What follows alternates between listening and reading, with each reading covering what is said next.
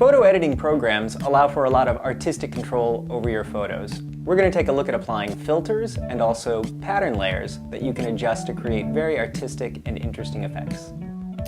The first thing we want to do to make sure that our editing is non-destructive is to go to our filter menu and choose Convert for Smart Filters. Now, if you don't have smart filters, you can always duplicate the layer so you're working on a safe layer.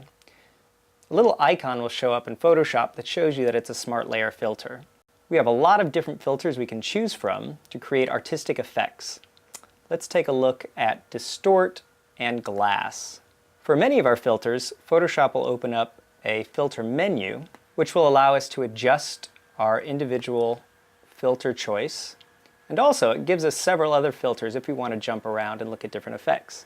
The filter will be applied, but if you look at your layer menu, we have a smart filter that gives us a layer mask.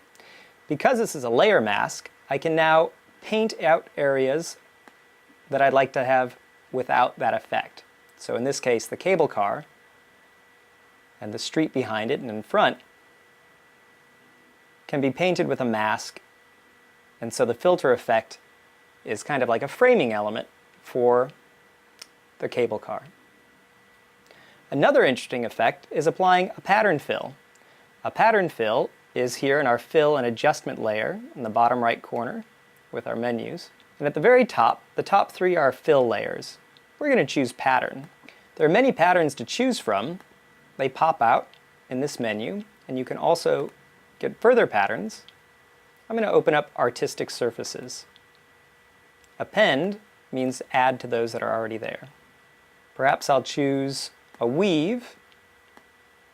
Because it's an adjustment layer, I can increase the size of the pattern, and I can apply that pattern. I can't see the image underneath it right now because I need to change the blending mode. The blending mode changes how we see through a layer. So if I change this to multiply, all of the white areas will become transparent, and the black areas will be darkened.